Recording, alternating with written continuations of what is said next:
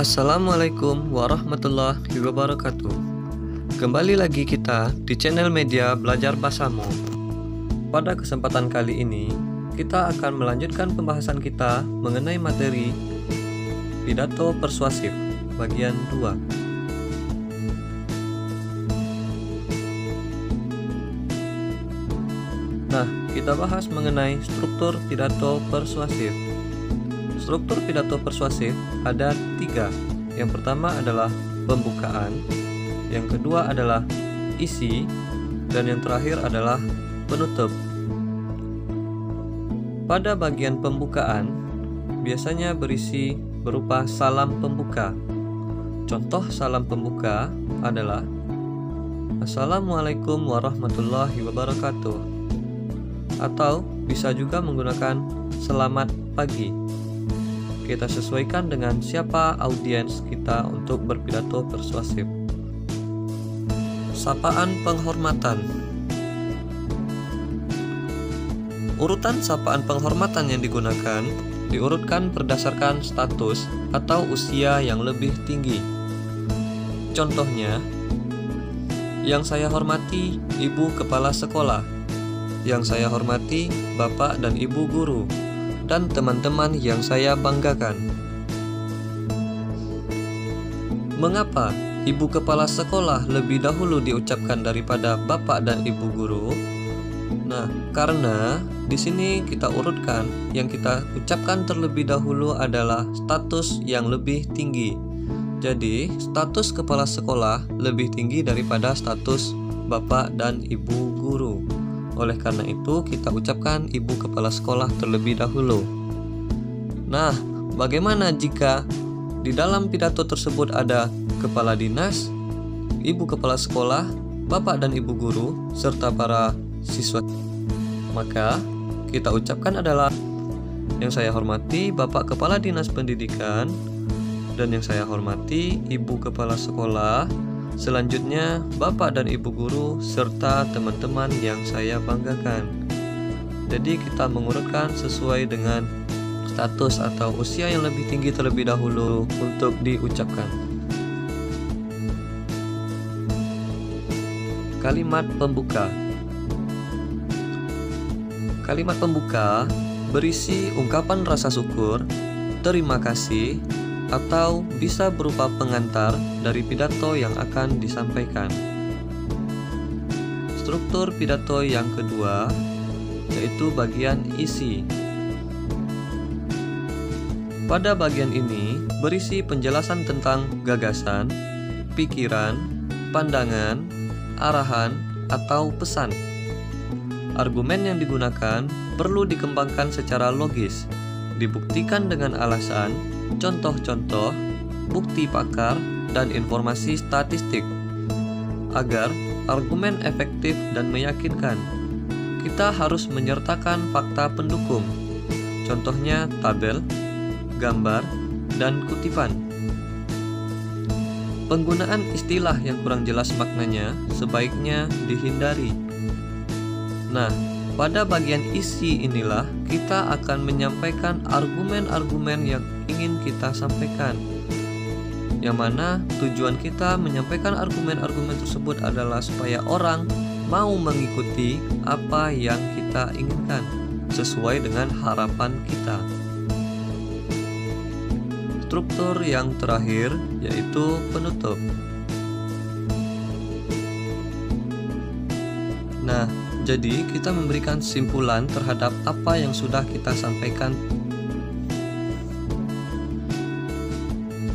Selanjutnya, berisi permohonan maaf.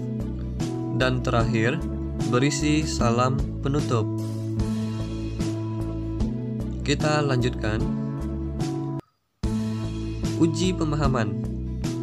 Teks pidato persuasif yang masih diacak. Nah, berikutnya akan diberikan beberapa potongan pidato persuasif yang mana strukturnya masih diacak. Silakan diperhatikan.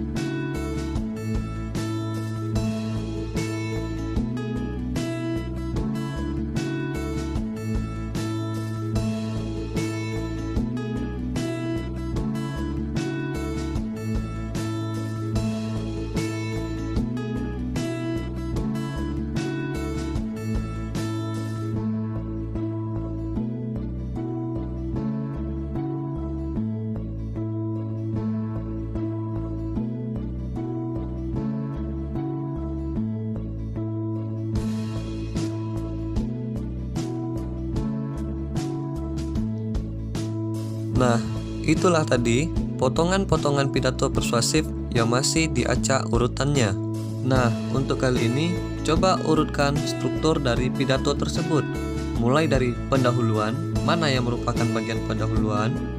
Berikutnya dilanjutkan dengan bagian isi, mana yang merupakan bagian isi dari potongan pidato tersebut, dan bagian penutupnya.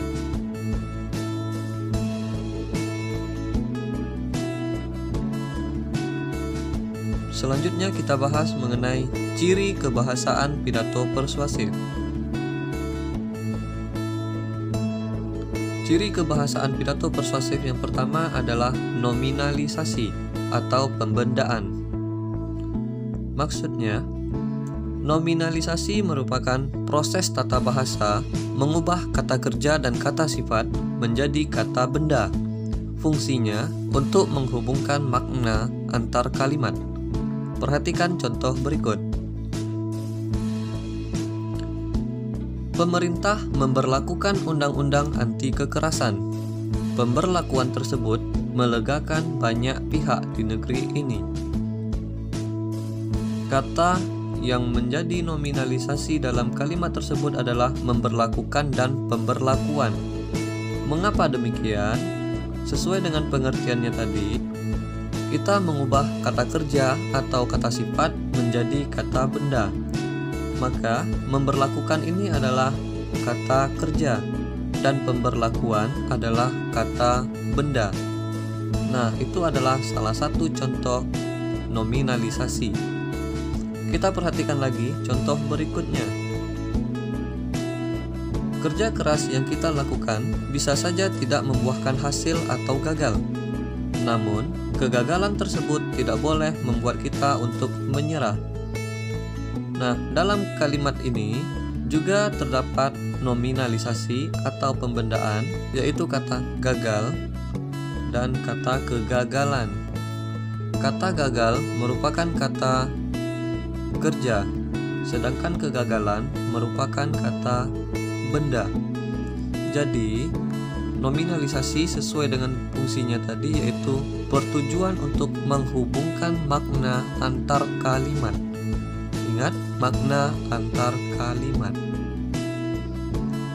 Dan contoh yang selanjutnya, kekayaan orang tua membuat seorang anak bisa mendapatkan keinginannya dengan mudah. Kemudahan yang ia dapat membuat ia menjadi malas berusaha. Nah, kata apa yang menghubungkan makna antar kalimat di sini? Bisa kita lihat kata kemudahan dan mudah. Coba kita analisa. Kata mudah. Mudah itu termasuk jenis apa dia? Kata mudah termasuk ke dalam jenis kata sifat. Dan kemudahan termasuk ke dalam jenis kata benda. Jadi, nominalisasi itu bisa saja kata kerja atau kata sifat yang kita ubah menjadi kata benda yang bertujuan untuk menghubungkan makna antar kalimat. Selanjutnya, ciri kebahasaan yang kedua yaitu bentuk kalimat pasif dan kata ganti orang. Kalimat pasif adalah kalimat yang subjeknya dikenai perbuatan. Kata kerjanya berawalan di atau ter. Kita perhatikan contohnya, kekacauan ini harus dihentikan. Kata pasif di dalam kalimat ini adalah dihentikan. Selanjutnya, perampok itu telah ditangkap. Dan kata pasif pada kalimat ini adalah ditangkap. Umumnya, dalam sebuah pidato persuasif itu tidak dalam bentuk orang pertama atau saya, namun menggambarkan sebagai anggota masyarakat atau lainnya.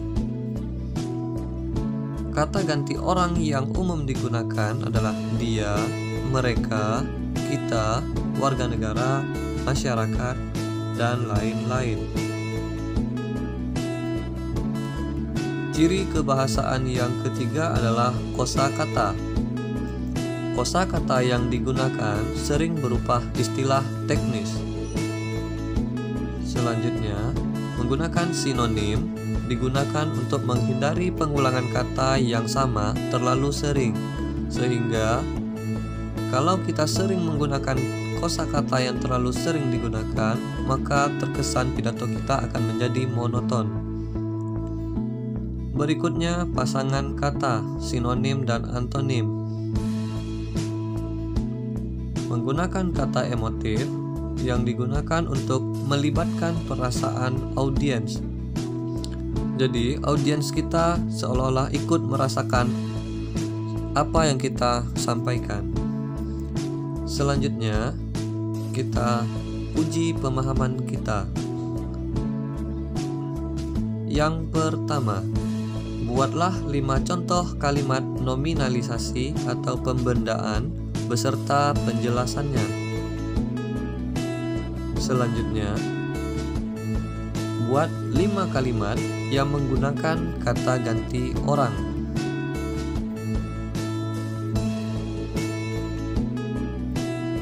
Nah, jadi cukup sekian dulu untuk pembahasan kita kali ini. Mohon maaf atas kekurangan. Assalamualaikum warahmatullahi wabarakatuh.